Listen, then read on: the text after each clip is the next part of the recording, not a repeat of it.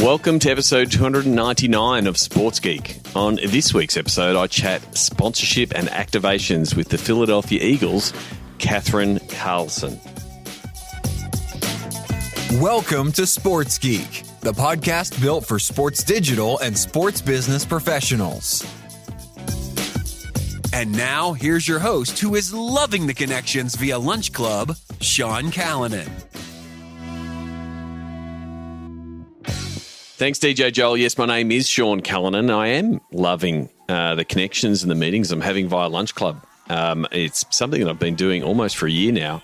It's effectively virtual networking where it matches you up with different people from around the world, and I'm really enjoying it. If you would like, it's invite only, and it's allows people to connect professionally. If you want to check out Lunch Club, please just reach out to me, slide into my DMs. I will send you an invite.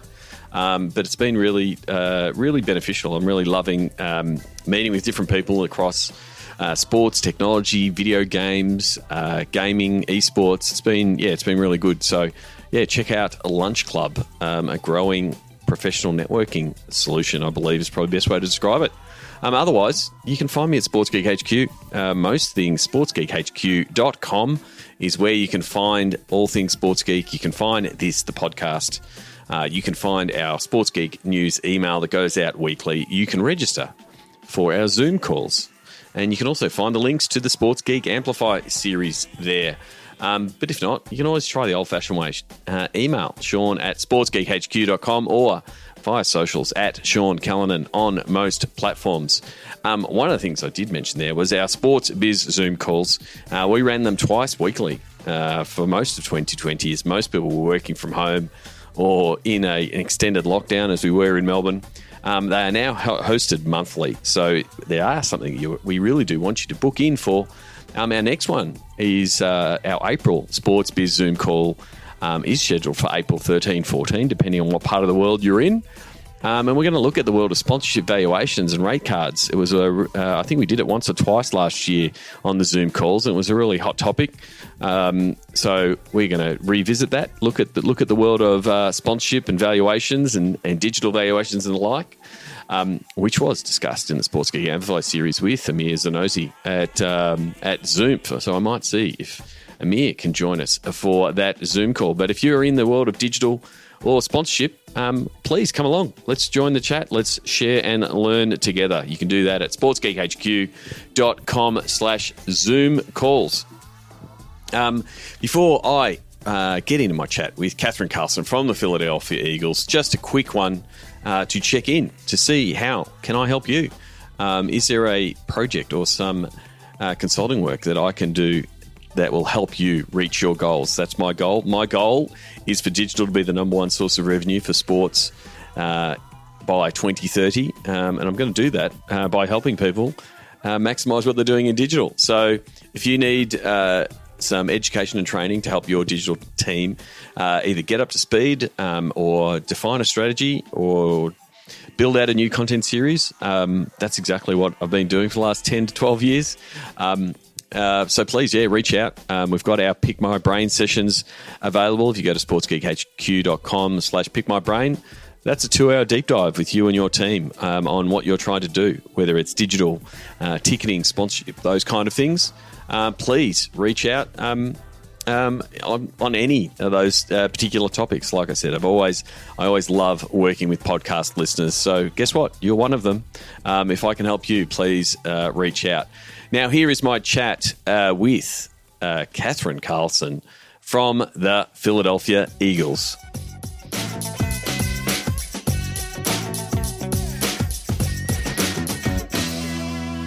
Very happy to welcome the Senior Vice President of Revenue and Strategy for the Philadelphia Eagles, Catherine Carlson. Welcome to the podcast. Thank you for having me, Sean.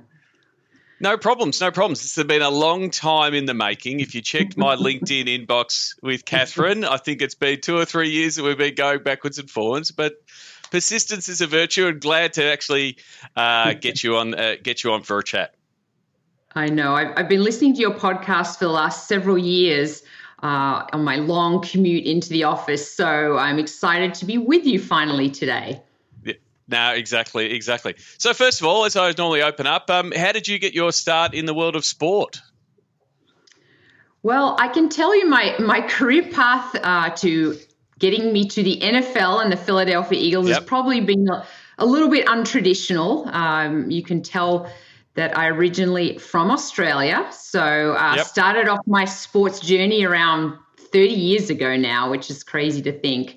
But back in the early 90s, so I'm dating myself here, sports management was pretty much a brand new degree. And I was based in Melbourne, Australia. And, we were part of the first group to ever go through a business degree with a sports management major. And so really at the time, and I didn't realize it, but it was kind of groundbreaking. And, I feel like it was the beginning of a new level of professionalism in sports and, bringing some young up-and-coming, business-savvy, hungry managers into the industry. And so it was exciting to be part of that first group. So, and so that was the early Deakin sports management stuff, wasn't it? Yep, it was actually Victoria College when I first started, and then it transferred over to Deakin University. So I actually started my first job in sports was actually in rugby league. So kind of ironic that I started with one code of football and now I'm in the NFL, but I actually started in the Victorian Rugby League, and that sort of predates anything prior to the Melbourne Storm coming into Victoria. But really, the purpose of the organisation was really to grow rugby league in Melbourne, which, as you know, is a stronghold of Aussie rules. And so I started off working in a small little office in Melbourne, and with the goal of growing the sport there. I was the only woman in the entire organisation, so it was always interesting to hear the commentary. Well, what does a woman know about rugby league? And so when I was there in my first 2 years, I actually went out and got a coaching certification. So it was, so I'm actually a qualified rugby league coach. So you probably wouldn't know that looking at me, but I am definitely a rugby league coach back in the day. So that was kind of a fun start to my career. And so, again, like you said, in those early days, it was a matter of like sports administration was still relatively new. At least in this part of the world, it was moving from that volunteerism to more professionalism, and the industry was starting to build out. From the Victorian Rugby League, you ended up working in hockey as well. Yeah, I actually worked for the Australian Hockey Association. So I think it's known as Hockey Australia now, but on the men's side. And my role was really as the program manager working with the National Hockey League and getting that up and running and preparing the men's team for the Atlanta Olympics in 96. So I spent a good 3 years of my career there. I grew up playing hockey, so it was kind of a passion point for me. But after 3 years, I kept looking at the U.S. I had a passion. I kept looking to the U.S. as a leader in sports, and I think professional sports was in the U.S. was very intriguing to me. Big TV audiences, huge broadcast rights, sponsorship deals, entertainment, big personalities, and so I kind of took a leap of faith and decided I'm packing up my bags. So I actually packed up 2 suitcases, jumped on a plane and headed to the US and in pursuit of a master's degree in sports major. So that's actually how I ended up in the US. And now I've been in the States for about 23 years. Yeah. So one, the education piece and understanding the US market. Were there learnings, knowing, I'm very much in the Australian market and knowing how it works there. But you're right, the big bright lights, the big media deals, just the scale that is in US sport, coming out of doing the masters. How did you then get into the US sports scene? Well, in completing my master's degree, we had an opportunity to do an internship, which is very much the American way after a master's degree. And so I actually was very fortunate to get an opportunity to work at Disney's Wide World of Sports. down in Orlando. And a lot of you know it recently as the NBA's bubble during the COVID time. Yep. So I actually spent my first, I spent a year as an intern there, just learning the ropes and just learning the incredible machine that Disney is, and learning the importance of customer service. Just world-class. They're world-class, top-notch in everything they do, including running a sports facility. So for me, having that opportunity to work for such a big brand such as Disney and get involved with a project that Disney hadn't got into. So they're really known for their theme parks and movies, but they jumped into the sports world. And so I worked in the Disney's Wide World of Sports, which is now known as ESPN Wide World of Sports, for about 6 years, and really learned a lot about the company. Really, the Wide World of Sports was designed as almost like a sports commission in driving sporting events to Disney, and then that was the lead into staying at the Disney hotels and purchasing theme park tickets while they were there with their sports teams. So it was really interesting to see how the business model started and it progressed over the years. I mean, at the end of the day, Disney was creating sports events for young youth to come down. And all of a sudden, it's really cool as a teenager to go to Disney with your friends and your sports members when you had time off in between your games and your various sports tournaments. So it was such an interesting model to learn about and see the way Disney operates their business. I mean, it is quite a fascinating company to work for, and it makes me who I am in terms of customer service is so important, attention to detail. There's so many things that Disney does well, and it's a really good grounding, as you move into the professional sports realm. It was just certainly a good grounding or foundation to move into professional sports.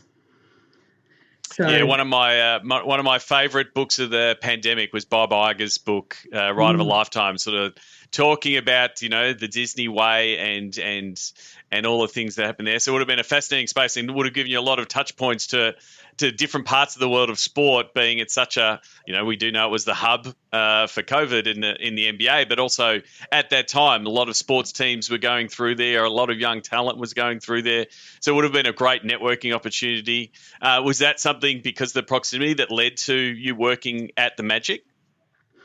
Well, I actually, after about 6 years working at the Wide World of Sports, I had an opportunity. So I really loved the concept of deal making. So business development, sponsorship, it was something that I always had wanted to do. And primarily up until that point, I'd been more on the event management side. And so I had an opportunity to actually take a bit of a risk. And sometimes this happens in your career where you deviate. And I had an opportunity to work as a business development manager at one of the theme parks.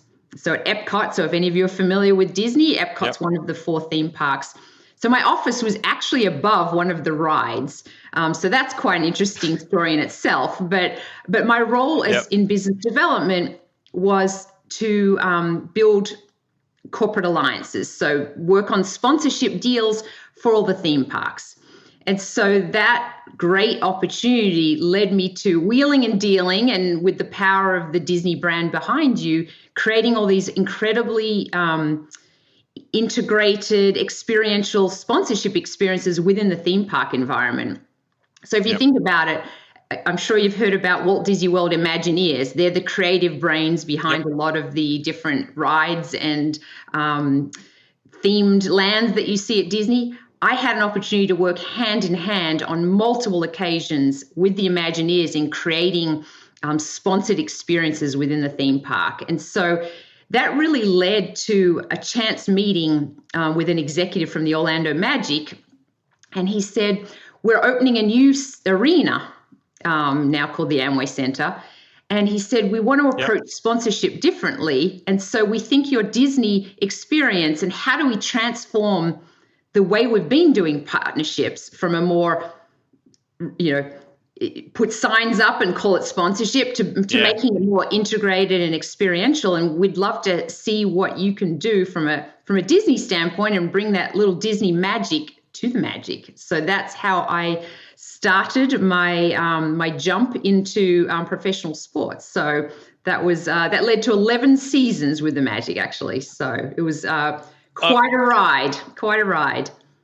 Yeah, I mean, it is quite the segue. I mean, that was one of the things I wanted to ask. I guess the selling sponsorship on the Disney, like, you were effectively really early on, like, what is now known as, hey, we've got to do experience. The stadium experience is far different. You know, if we're looking back 15 years ago into the last 10 years that sports are now doing that.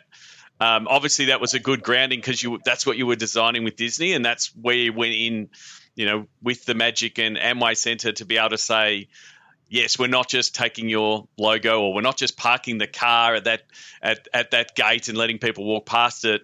That more creating an experience, is they the kind of deals that you like getting your teeth into? Yeah, I think it opening a new stadium or an arena, you have a clean blank canvas. And so you can recreate and create new experiences. And it was fun being part of the process, because I think we ended up building out 22 different themed sponsored experiences within the building in the course of about 6 months. So it was, incredibly, probably the craziest time in my career doing that. But like you just use the example of, putting a car out the front of the stadium or the arena. So we actually, when we were creating the Amway Centre, we actually created an indoor deck, and we actually sold it to Kia Motors.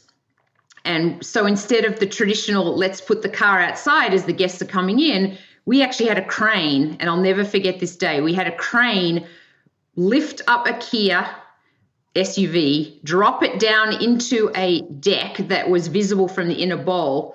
I think it missed the LED signage by about 6 inches, and I pretty much almost had a heart attack when we were installing it. But we created an experience. And so Kia used it to invite their guests or test drive a Kia and come and experience our Magic game from the deck inside the stadium. And so they really leveraged it as part of overall activation.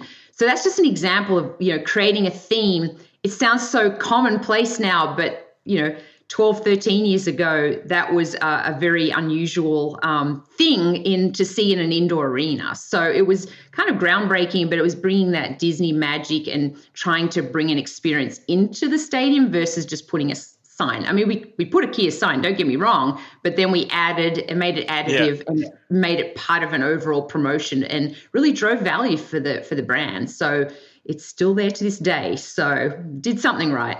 So working in the NBA environment, spoken to a lot of people in the NBA, either in the digital or like yourself in that corporate partnerships activation space.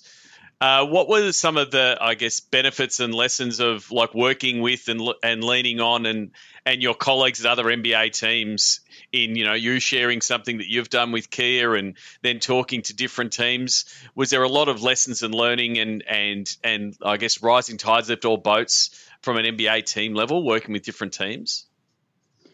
Yeah, the one thing and it's similar in the NFL now, but working with Teambo, team business operations, team marketing and business operations, I love the fact that we did share a lot of best practices. It was really, you compete in certain platforms, but you also are comrades there's a camaraderie between the teams as well. And so I love the fact that the NBA, we would have league meetings every year and ongoing best practices and share different ideas amongst the teams. There was a bit of competition as well. So we would have an annual sponsor activation award of the year, and it was the coveted trophy that you wanted to win. I think we won it the first year it came out, and then we lifted the bar so high and it became a real competition between the teams to sort of one up each other. But it was certainly, I like that sharing across teams. I think the NBA does it exceptionally well. And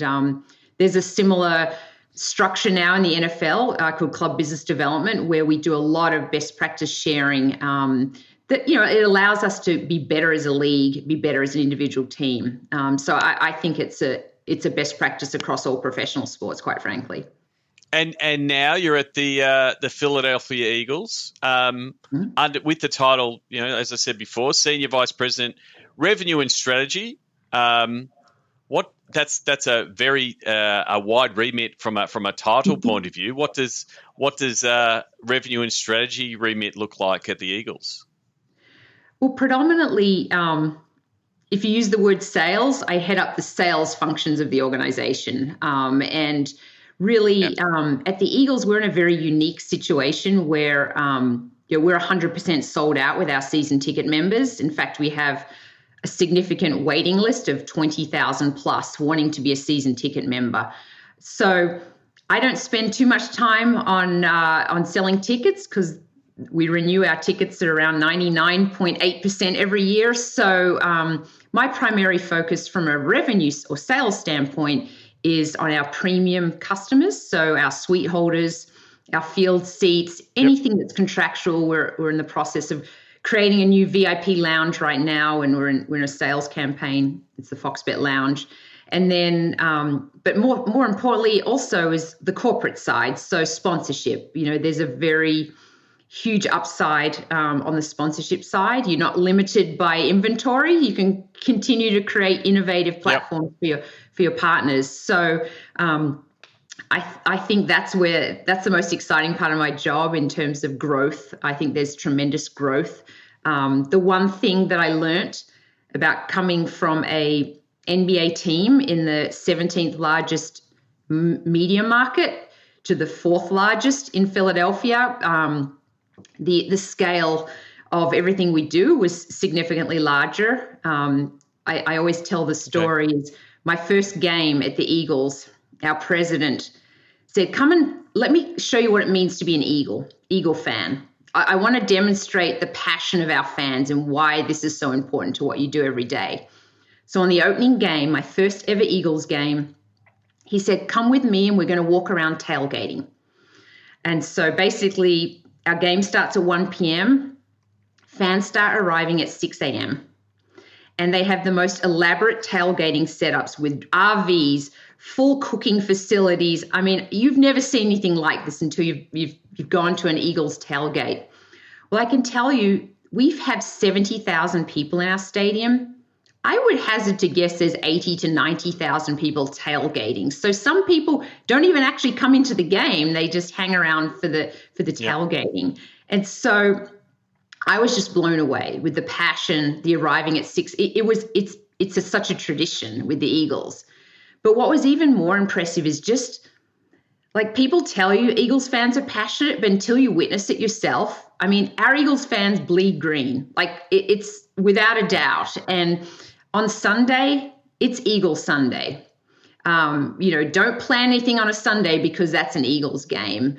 And when you look at things like TV ratings, our average game is, in the 30 plus from a Nielsen perspective. But from a household share, some of our biggest games, we have 60 household share, which if anyone is not familiar with that, what that means is 60% of people have got their TV turned on, are watching an Eagles game in our markets. So it's just incredibly strong, the brand and what it means to people in Philadelphia.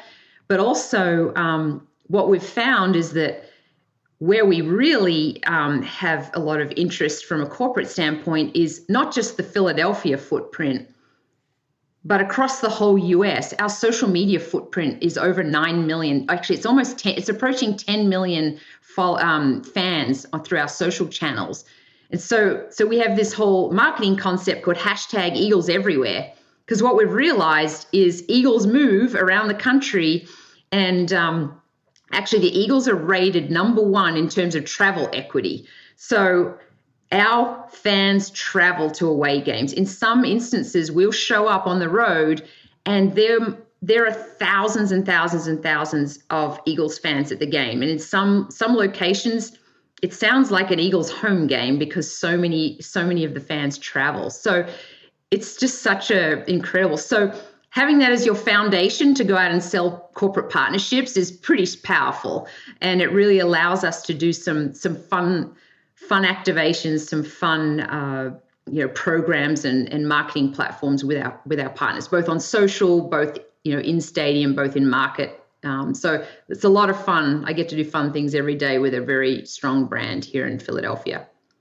I mean, and that fan experience and what the fans have created, like there's so many sports that are trying to, Disney-fy, and try to create this experience and manage it and everything, but you've already got that, and it's been built organically from the fans, like that tailgating experience and the passion that the fans have that they're going to show up. Like that's amazing. Like you said, the opposite of a blank canvas, but it's like this rich canvas that you can tap into from a partnerships point of view, to bring your partners to that experience. But then also you've got that digital piece that is, that more and more, 2020 has probably made a lot of sports realize all these activations that we normally would do at a tailgate and a stadium that have been limited with limited fan numbers. How did you make some changes last year with the restrictions around COVID? Was there a pivot with a lot of the things you were doing to digital and with your partners?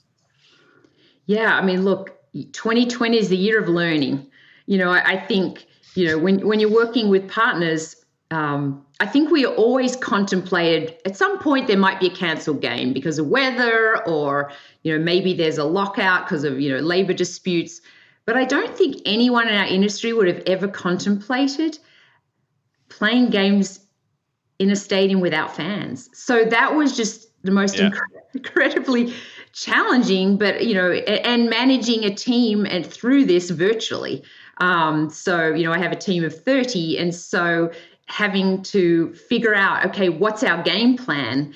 And quite frankly, when we started off 1 year ago in March, our game plan continually evolved. So we had to have such a level of flexibility and, communicating transparency with our clients to sort of navigate through this.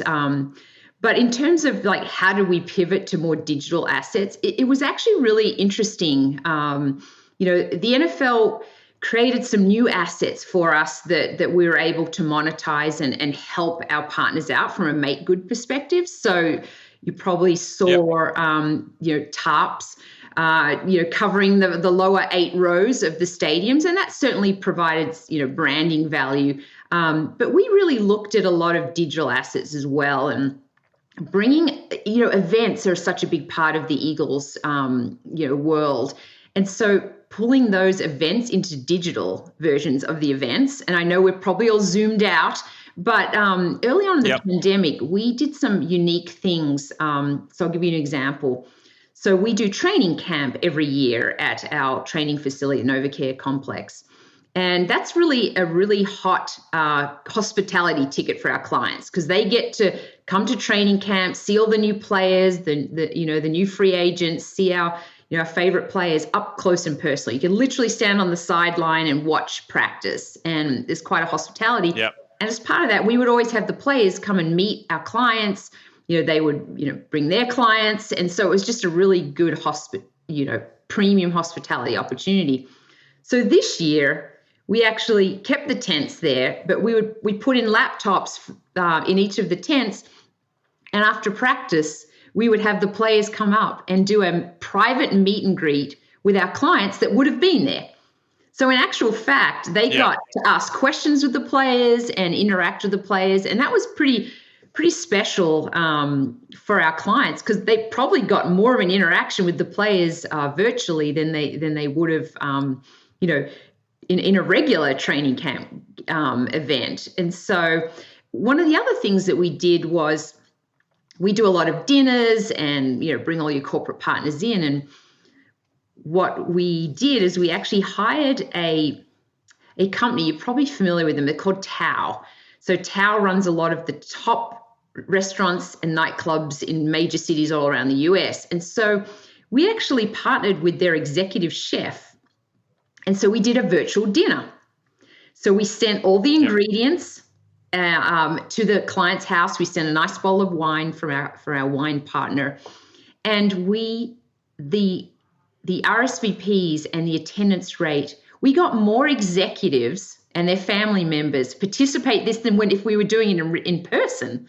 And we have clients that are national clients that live all around the country. They all jumped in, and it was something to do, and it was an hour interactive experience. We had the chef, and it was just fun seeing what their kitchen looked like, how they were, they bring in their family members, their dog if you wanted to. It was just, it was actually a really interesting touch point that was a great story in a way we were able to change some of the things that we did. And I love that. Like, I had some executives attend that would usually never attend an event. And so for us, it was kind of a fun way to do it digitally. But outside of sort of, do you think some of those will stick post 2021 and like be, because like, again, an Eagles executive, or an Eagles fan that's a C-level executive that's in LA, they can't come to an event in Philly. Like, you're going to be still hosting those, up close, hard knock style training camp events. Do you think there will be a mix of, again, whether we all still want to be on Zoom in 2 years' time, it remains to be seen. But do you think some of those events will stay to engage that, out of your location, to engage that wider fan base?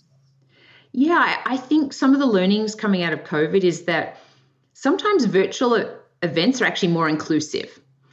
And, sometimes you're constrained in a physical sense when you have an event, an in-person event, you're constrained by where you host it.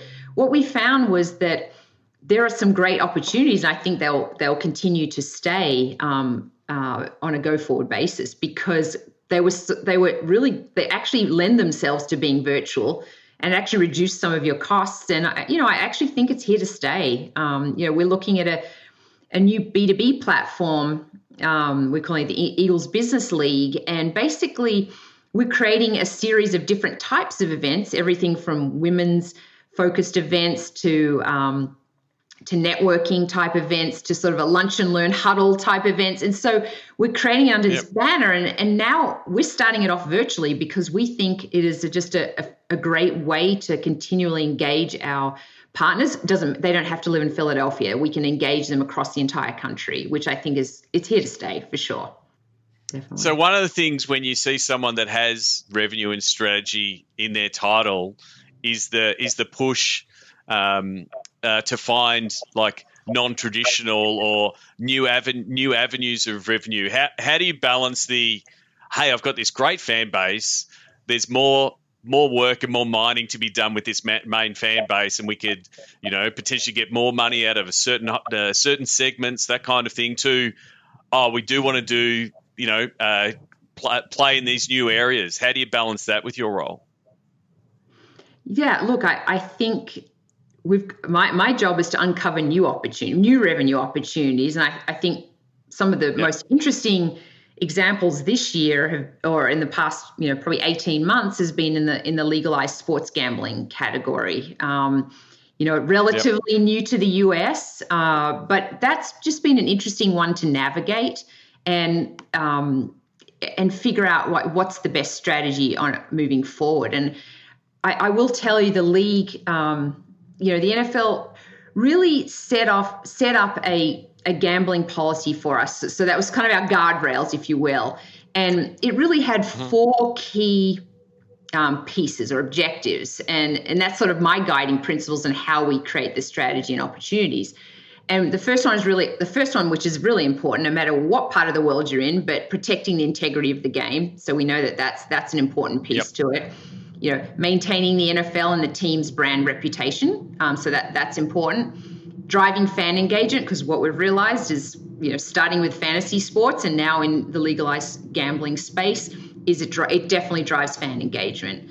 And then the final one, which is where I come into play, is growing those commercial opportunities. So for us, it was interesting. If you'd asked me my strategy 2 years ago, I would have said, this is my strategy, Sean. There's three distinct parts of the gambling space. There's bricks and mortar. So in other words, the land-based casinos. I would tell you there's fantasy sports, which was growing and growing immensely in the US. And then the legalized sports gambling piece. But now, 2 years later, I would say all three have merged together. So every piece of that strategy, they all, like fantasy sports is now into legalized sports gambling. Casinos have online gambling or online casinos, and legalized sports betting. Some are standalone, but a lot have partnerships with all of those three. And so that consolidation really made you think, okay, what's the best strategy for us moving forward?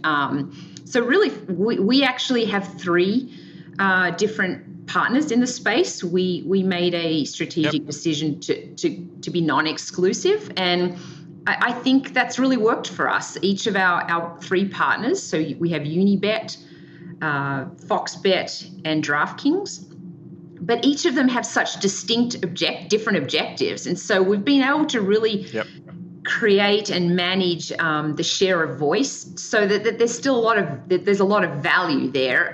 They're not all identical. They all have very different needs and objectives in partnering with a property such as the Eagles. So yeah, I mean that's the fun part of my job is navigating and figuring out how do we best work in this space and drive revenue, but at the same time we're providing tremendous value back to our clients. So we're having a lot of fun with it. During COVID we built an entire new lounge, a VIP lounge, about 4,000 square feet in the base of the event level of a Lincoln Financial Field. It's called the Foxbet Lounge, and we're launching it this season. So just things like that was, things that we were doing in COVID, we were still constructing a space, which is kind of incredible when you think about everything that was going on. So yeah, this is a space that I think will continue to grow. I definitely think the NFL will continue to maybe loosen the restrictions a little bit, or it's a cautious approach, I understand, but I do think there's some opportunities to continue to grow in this space. And because it is so early on, do you sort of look back home, to the Australian market that's a very mature sports gambling, legalized betting market?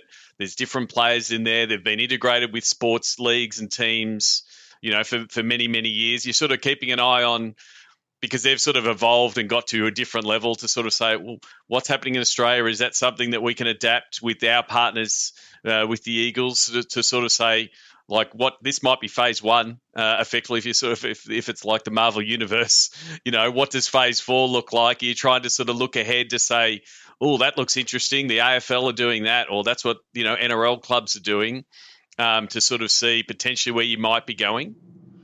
Absolutely. And what I find is that a lot of my contacts in the industry that I've met most of the legalized sports gambling players here that are available in the US. I think I find a lot of executives within those groups are not originally from the US. So I think these brands are being really smart and bringing in executives that have built it up or have experienced it, whether it's in Europe, whether it's in Australia, various different countries. So it's really, it's been interesting to see that they're bringing in experts, and therefore we're learning a lot from them and how we can, like, where does this go from now?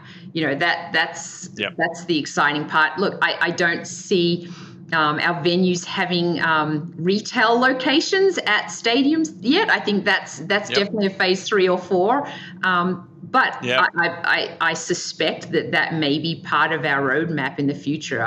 If I had a crystal ball, it may get there. It's just what's the timeline for that? I'll be curious to see how that evolves. Yeah, it is funny. It's like also here in Australia, we have ads with Allen Iverson and Shaquille O'Neal doing gambling ads in the Australian market, which is, quite strange, because it's effectively like, seeing Ronaldo do an ad in Japan that only gets shown in Japan. But it's just that mature here in this market. So it's going to be interesting to see. And there has definitely been a brain drain of people that work in the gambling space, either on the bookmaker side or also the integrity side, which is a really big part of it. There's a lot of integrity people in the integrity side in Australia that have done a lot of work to protect the game. That I think NFL, NBA will be tapping on to make sure that stays ahead. The other non-traditional part, which you guys have from an Eagles point of view, dove into is the esports. What's been part of what you're doing in the esports space with the Eagles? Yeah, that's been an interesting space, and I know you're more of an expert on this space than I am. But obviously we have the EA Madden NFL games, so that's we have an actual title that is relevant to our games. Yep. So that's a good starting point. So the Eagles we've dipped our toe into it. I would tell you, the NFL actually has a club championship, so an EA Madden club championship. So each team plays in a tournament. You qualify, and we have players that represent the Eagles in a tournament. This past year it was virtual, so you get about 150 or so, 160 participants. So we feel like esports is obviously growing, and it really is a great new fan funnel for us. So if you think about it, we want to continue to build our fan base. So we recognize that our fan base continues to age, and what we want to do is bring in some of these younger fans, so that 13 to 24-year-olds, because ultimately in 10 years they'll be buying the season tickets, not their parents. And so really want to get them involved. So we actually recently partnered with a company called Esports Entertainment Group. So they have multiple components of their company. So they have where we are involved in the Eagles is on the online tournament provider. So we're not an expert in running tournaments, esports tournaments. So we actually are working with them this year to host 2 Madden tournaments for us, but have multiple weeks of qualifying events. So now we're going, and they're not necessarily professional players, like more that you're involved with, but it's the average Joe getting involved and participating and qualifying in these events. So it opens up our the ability to target thousands and thousands of potential gamers. And so we're doing it. So we're following the league season. So we're going to have a tournament run by EG, a Madden tournament at the start of the season, and then sort of midway through the season. But the way we eagle-eyes it is that we're going to actually work with 2 of our players, and we're going to assign them as ambassadors. And so, think about it, the average rookie and younger players, they're all in their early 20s. So we don't think it's going to be too hard to select 2 of our players to become a tournament ambassador for us. And so we're going to have some fun with that, do some content, get it out through their social handles. We're going to have them attend so we'll do qualifying tournaments online, but ultimately have the tournament, the finals, if you will, at our stadium. We're going to have player involvement there. Cool once-in-a-lifetime Eagles prizes. So we're really adding an Eagles flavor. We're really pushing that younger demographic, which I think ultimately is a smart strategy for us moving forward in terms of bringing in more kids into the funnel. Only 1% of all Eagles fans actually get to come to a game. So what we need to do is continue to engage our fans. And we think, through EA Madden, doing tournaments online, we're getting that younger generation of fan to get involved with us. And so that's our strategy. And it's kind of it's been fun so far. We're in the process of, putting the tournaments together. But one thing, in our research, we found that the number of Eagles fans that are playing Madden has grown exponentially. Yep. Like the numbers would blow your mind. And so we know there's a ton of, and we can see if they're playing at Lincoln Financial Field or they're playing an Eagles team as part of the, who are they, who are they recruiting for their team? They know the player ratings. It's really interesting to see how the younger generation are engaging with our brand. And if it's through gaming, that's great. Like we want to try new avenues to bring in new fans. So I think this is, you know this more than I do. I mean, that's the thing. I think it's a real opportunity to see gaming as a platform, not as a destination. And you're right. I think, Eagles fans, those same ones that are tailgating, when they're going home and they're pulling out their PlayStation or Xbox, they're playing Madden. They're playing as the Eagles. They're not going and playing as someone else. And so that's how young fans are learning the plays. They play the game and then they watch the game on Sunday and they see the same play. I live it vicariously through my 14-year-old. And so when we trade a player at the Eagles, he tells me what their player rating is and if that's a good move. So he's a wannabe GM. But if you think about it, he's engaged with our brand and he cares who's traded, who's on the team, how that impacts the game. And so I think that's just it. We're onto something that really I think will help with the future of building our fan base at that younger age group. Yeah, and I think from an NFL point of view, it does become another channel. Like I think the FIFA game is so big now. You talk to Premier League teams or MLS teams, and they actually do their jersey logo reveals like in the game, and get and they go back to their partners and say, look at all the exposure you got inside the game. So it becomes another channel. Like it's great that you can rattle off your Nielsen numbers and your 60 share, and then you say, oh, by the way, here's the bonus stuff that's happening in a video game over here. So it's just going to be on the up and up as the NFL expands the Madden universe and all the different titles that are and activations around it. It becomes another place that you can play and potentially do some deals in the future. Absolutely. Especially it's just a coveted, demographic that there's definitely brands out there that are very interested in that. And we want to be able to deliver that demographic to our partners too. And it does make it easier when every player that's coming into your locker room year on year, that's what they've grown up. That's how they've grown up playing the game. So you're right. You won't have a problem finding a rookie or a player to say, hey, yeah, I play Madden all the time, because, real life is a little bit like ballers, right? Well, they are still playing games all the time. That's right. Well, it was funny. Last year, we had a bunch of players. We had some fun with some of our social media content. We had the players kind of reveal what their player rating was on the Madden game. Yep. And they were either disappointed, like, why am I only rated an 80? I should be like a 93. And so, but our fans ate it up. They loved that content and, loved even seeing the players see their own ratings revealed. So we definitely identified this as a huge opportunity for the future. Yeah, we're probably a few years away from a coach talking about the player rating and agreeing with the player rating and why they need to work more in the off-season. But we're not far away. Like, I think in 10 years, that will be the vernacular that the coaches will say, sorry, I agree with the guys at Madden. You need to work on your evasion skills. That's what you got to do in training camp. But we're probably not that far away. I tend to agree with you there.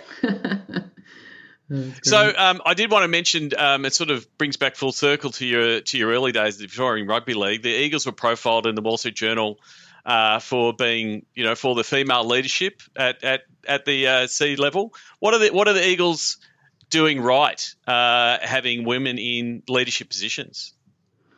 Well, that's a really interesting question. When I was considering the opportunity at the Eagles, I did my homework. And one thing that was really genuinely surprising was the number of women executives on the executive team. And so it was interesting because my first leadership meeting, I walk into the boardroom and I look around the room and 4 out of 6 of our leadership team are women.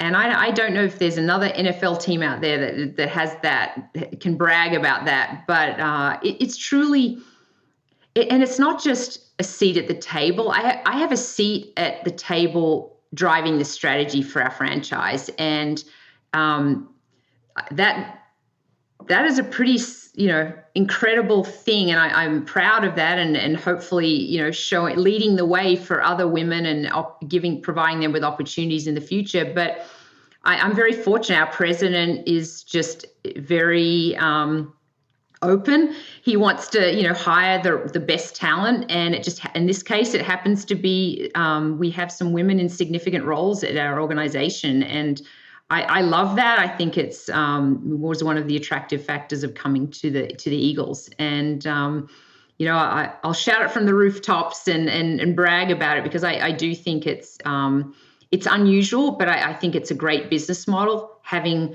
diversity of thought, different thoughts and opinions driving the strategy of the team. So I love it. I think it's a great talking point, and we'll continue to stay at the Eagles and continue to pave the way for other women in the industry. Definitely, and you're completely right there. The just having more voices at the table, that diverse opinion. Half the audience, of NFL games is women. So all the stats are there, but it's still something that needs improving. But you definitely, when you do get examples like the Eagles, you do want to shout it from the rooftops. Absolutely. Yeah, definitely. What's advice, before we wrap up, what advice do you have for people trying to break into the industry, or people who might be listening in Australia that say, how has Catherine ended up, working in one of the premier NFL teams, starting from Australia? Like, there's a lot of people that want to break into the scene, either from other locations. What is some of your advice to get into the world of sports? Yeah, I think be a student of the industry. I probably the best example is my first job was in rugby league. I didn't know enough about the game. I went out and became a qualified rugby league coach. So you don't always have to be in the sport that you know everything about, and your first job might not be your ideal job. But I always tell people that want to get into the sports industry, it's competitive. And so you have to, how do you differentiate yourself? And it's those free internships, it's working opportunities, it's networking when you don't have to network. I am the biggest proponent of LinkedIn. I can't speak highly enough about LinkedIn in terms of networking. I will share this, that, my opportunity with the Eagles came through a LinkedIn message from a recruiter. So, I think it's so important. You have to start building your brand, and anyone can do that. You're building your brand, commenting, being engaged in our industry, being part of podcasts, starting your own podcast. I mean, there's so many different ways that you can differentiate yourself. But what I look for, in that entry-level role is I really look for a team player, number one, because I can teach skills. I can't teach teamwork. I think my biggest request of someone jumping into the industry is be intellectually curious. Ask, why? Why not?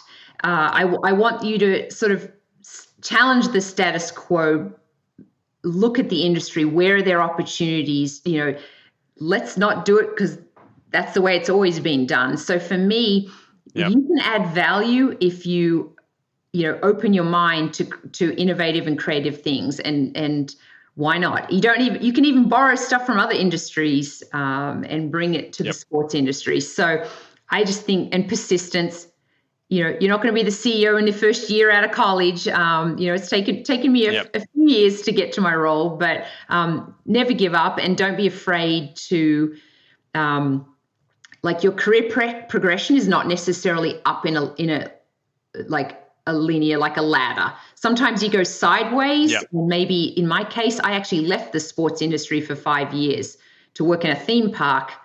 And that provided me with other opportunities. So be a student of the industry is what it comes down to. Be a student, be positive, be a student of the industry, and be a team player.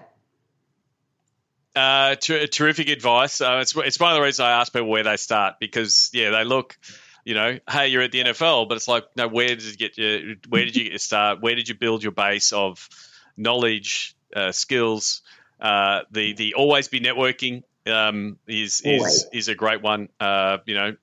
Again, we've had a lot of people that have lost their jobs in the past, 12 to 18 months. But even before that, when you see someone getting back on LinkedIn because they're looking for a job. That's not when you're meant to be networking. Network when you're meeting everybody, when you're meeting everyone through your current job. And then the other piece of is once you're in, keep doing that and helping the people get in, because I think that like networking karma, like just that you just keep building up credits. As the years go on. Building a network with your peers across the teams, across leagues has just been so invaluable, because if you come up against a challenge, you can reach out to your peers, or how did you handle this, or how are you handling this? Yep. And so that camaraderie and team feeling, to be able to reach out to your peers in the across the industry is just invaluable. Just totally invaluable. Terrific. Well, Catherine, I want to finish off with the Sports Geek Closing 5. Do you remember the first sports event you ever attended? I think it was a cricket match at the MCG, but I can't recall which. I think it was a cricket match at the MCG. I should know that. I'm on cricket match at the MCG. Probably an Ashes. It's pretty lame that I'm not giving you a great answer there, because I'm on the board of USA Cricket. So that's pretty lame. But yes, it was a cricket match. Let's just say it was an Ashes test. Boxing Day. Australia versus England. We'll give it a bit of history. There you go. Yeah, we'll go with that. But you would have been to a lot of sports events in your time, and the food options in sport have changed vastly over the past 25 years. Do you have a go-to food when you go to a sports event, or do you have a favorite food memory at a sports event? Yeah, I used to. I think I liked.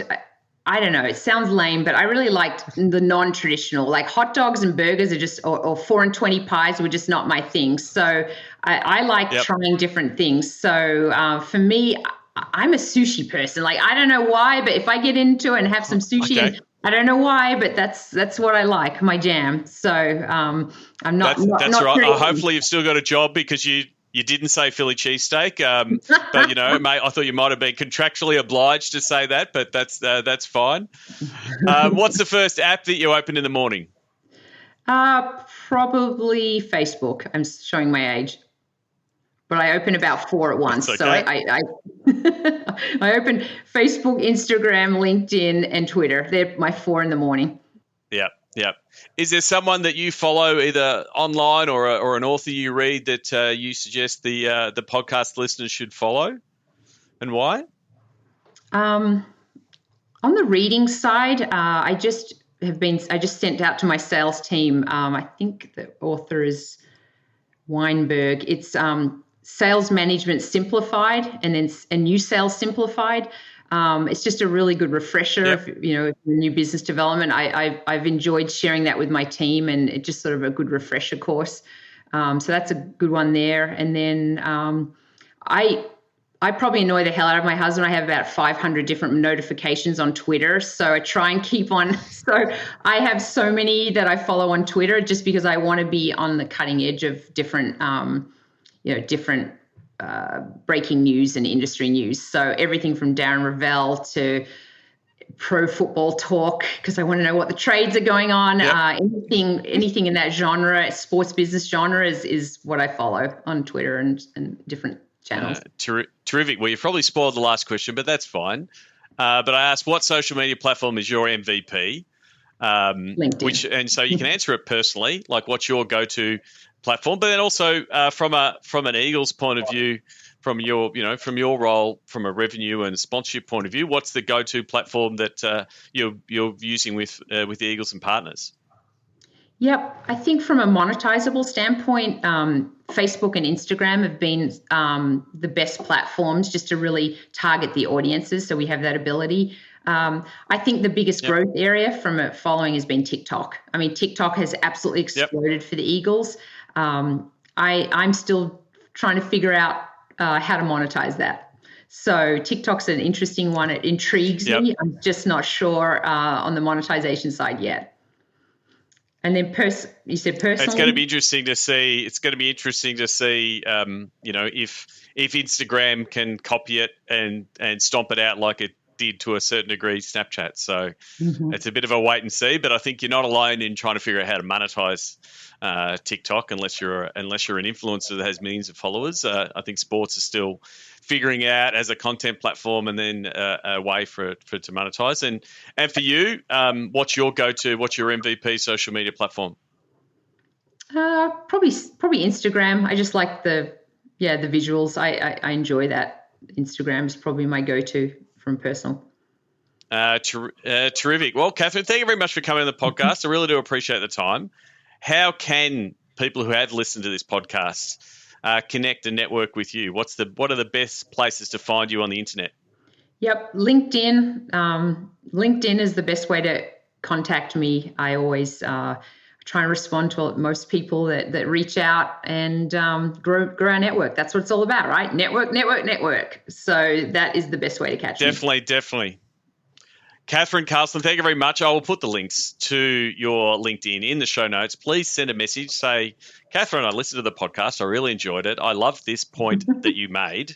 And then insert the point there. It's not homework. It's networking.